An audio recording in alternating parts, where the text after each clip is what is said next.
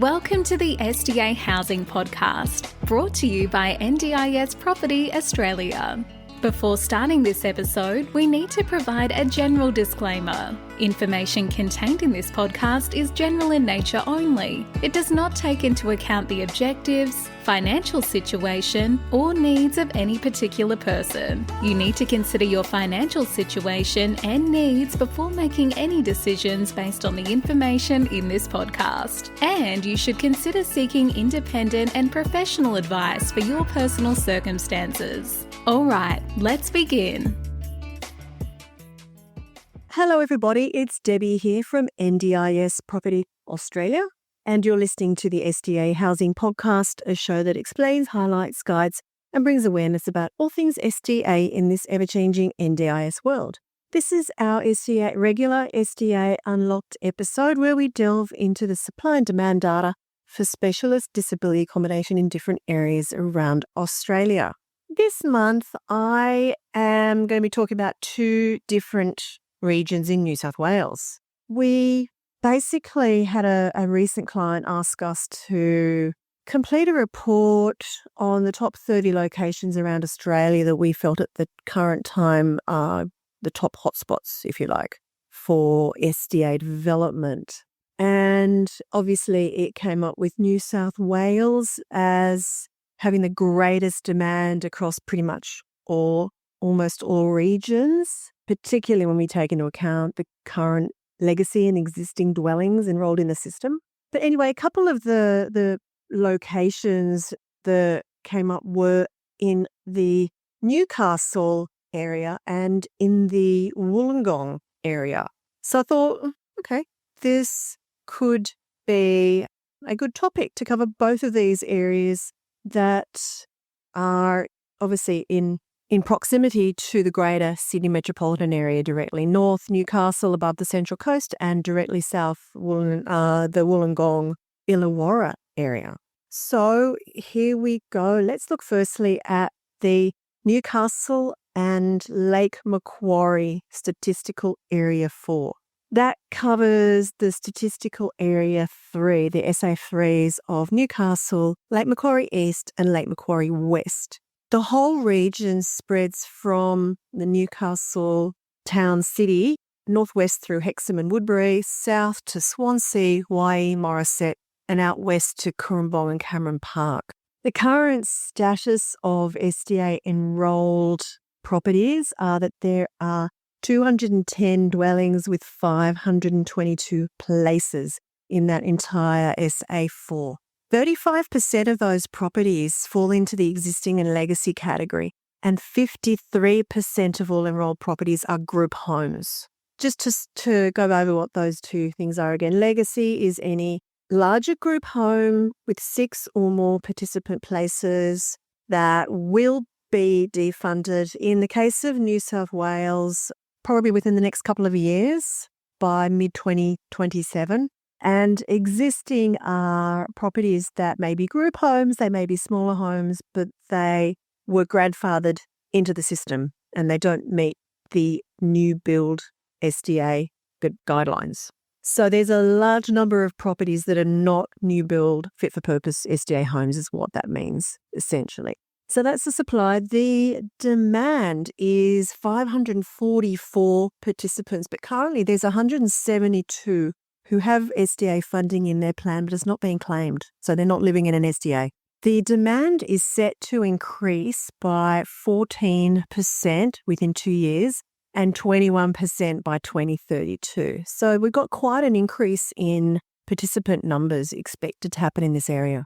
Looking at the current supply versus the demand, and I'm talking about the supply in good quality SDA homes, those that for 1 to 3 participants only. We know that's the preferred model by both participants and providers.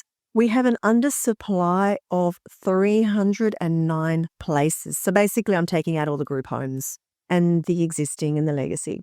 Now, if we add in the pipeline places that we know are in that region, what's under construction at the moment, and we look at where we're going to be in 2027 with the expected demand, we've still got an undersupply of 223 places.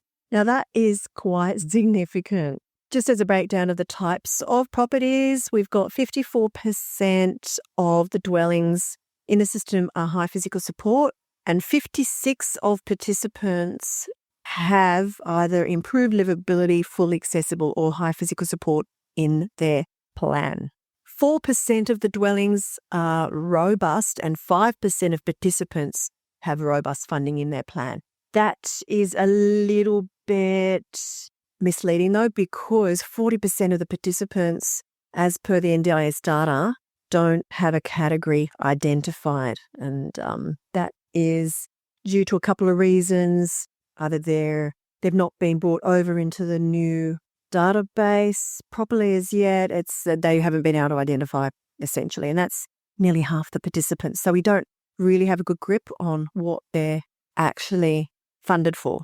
Now let's break it down into the three different SA3 regions, being Newcastle, Lake Macquarie East and Lake Macquarie West. So Newcastle, being the main city, has almost 50% of the SDA participants. Lake Macquarie East, 29%, Lake Macquarie West, 23%. So the numbers of places and the number of participants are sort of relative across all three SA3s. But just to have a quick look, we've got 247 places in 102 dwellings in Newcastle, 30% existing and legacy, 57% are group homes. We have 270 participants with an SDA need, but 81 are not using their funding. And if we look at the preferred 1 to 3 tenant properties, we've got an undersupply of 164 places. That's 164 places we need in Newcastle. Lake Macquarie East, we have 155 places in 65 dwellings, 43% are existing and legacy, and 52% group homes. 159 participants with SDA funding, 47 are not using it. And that gives us an undersupply of the preferred 1 to 3 tenant properties of 84 places.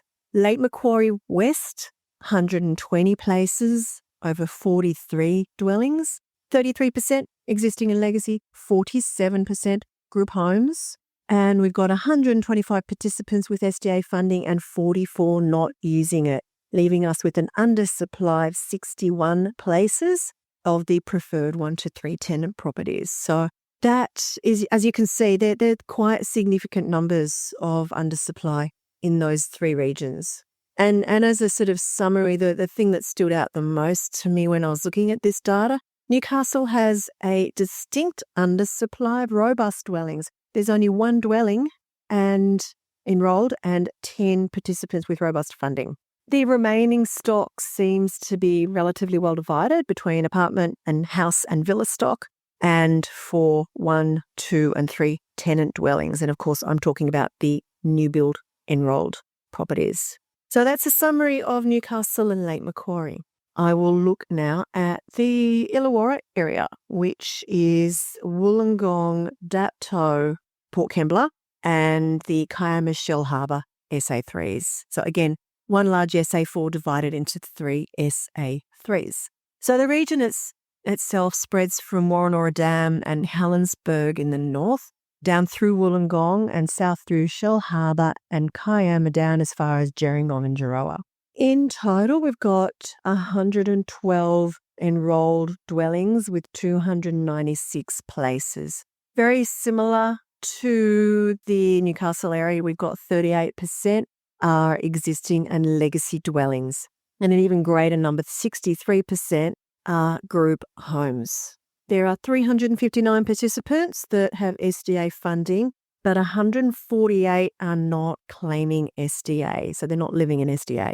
That future demand is set to increase, not as much as in Newcastle, but still quite a bit, 5% by 2027 and by 13% by 2032.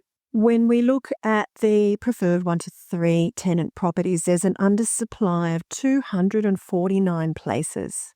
Now, if I take the new build and pipeline supply, less the demand we're projecting in 2027, there's still an undersupply of 189 places. As an overview of what we've got, 45% of all the dwellings are high physical support, and there's 71% of the participants who've got ILFA or HPS funding. But there are a large number of the enrolled existing dwellings that only meet basic SDA guidelines, or 42 out of 112 dwellings. So 37% of the current enrolled stock is basic, with participants most likely having basic funding.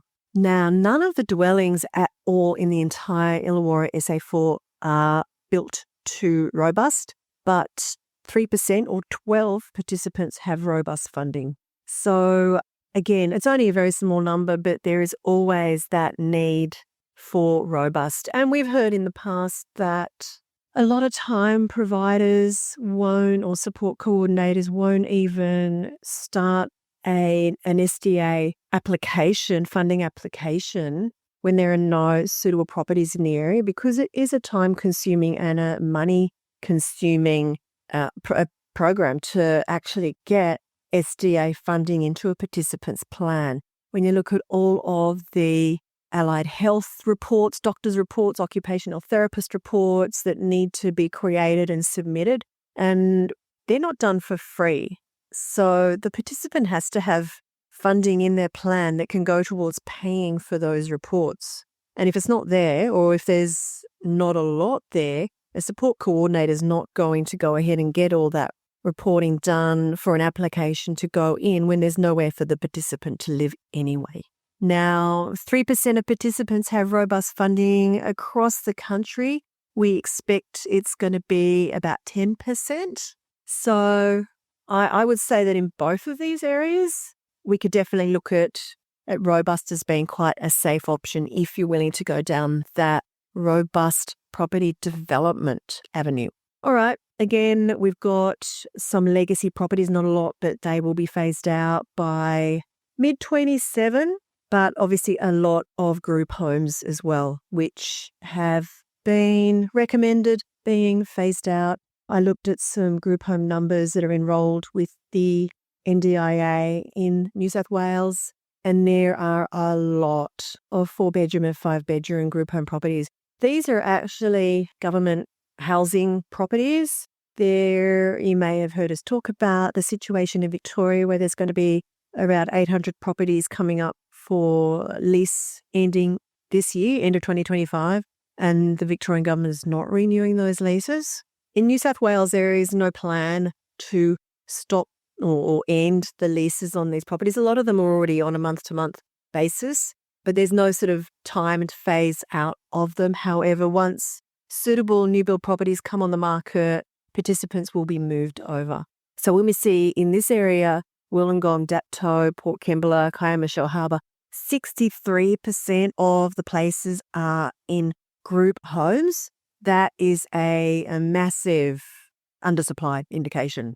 So we look at the different SA3s. Wollongong has got 39% of the SDA participants in the larger area, and the other two SA3s, Dapto, Port Kembla, Kiama, Shell Harbour, both have 31% each. The current enrolled places in Wollongong, there's 99 places in 55 dwellings, 18% are legacy and existing, and 56% group homes. And again, that just highlights that in Wollongong itself, there's a lot of group homes that need to be replaced. There are 135 participants with SDA funding and 59 not using it. We have an undersupply of 91 places in Wollongong when we look at the smaller properties that are just for 1 to 3 tenants. The Port Kembla Dapto SA3, there's 106 places over 30 dwellings. 83% fall into the existing and legacy bracket, and 75% are group homes. 113 participants have SDA, 45 are not claiming it. That gives us an undersupply of 87 places in the preferred 1 to 3 tenant properties. Big undersupply. And also in the Kiama Shell Harbour SA3, 91 places in 27 dwellings, 26% are legacy and existing, 56% group homes. 111 participants have SDA need and 44 are not claiming it. That gives us an undersupply of 71 places in the preferred 1 to 3 tenant property category. So in Wollongong, nearly half of the enrolled places, you can see majority were actually new build, but they're single resident apartments. That indicates an oversupply of that type of dwelling and a potential need for more villas and houses for 2 or 3 residents in the Wollongong area. So 2 very interesting areas to look at if you are looking at doing an SDA development somewhere in New South Wales. There's obviously a lot more background data to this. I'm just giving you a bit of an overview summary of what I've pulled out of the most recent SDA data, which admittedly is a little old now. It dates back to December. We have a new quarterly data issue coming out imminently, but it's not out yet. So I've gone with this data. And if you do want to know any more about this, if you wish to order a report to go into more detail on any of these areas, we'd be more than happy to do that. And I think these are 2 good areas to consider. Maybe you have an old property in one of these locations that might be worth doing a not done rebuild, or you might have even identified some vacant land worth doing something on. Definitely a hot spot for SDA, I think, now and for the short-term, mid-term future over the next few years. So that wraps it up for this episode of SDA Unlocked. I hope you got something out of it. And please, if you've got any areas you'd like us to cover in future episodes, reach out to us at info@ndis.property. And until then, I'm Debbie from ndis.property Australia, and I'll see you next time. We hope you enjoyed this episode. Please make sure you are subscribed and following us so you can keep in the loop with all of our upcoming episodes. We would really appreciate it if you could leave us a 5-star rating, a written review, and to share this podcast with those that could benefit. Until next time, catch you on the next episode.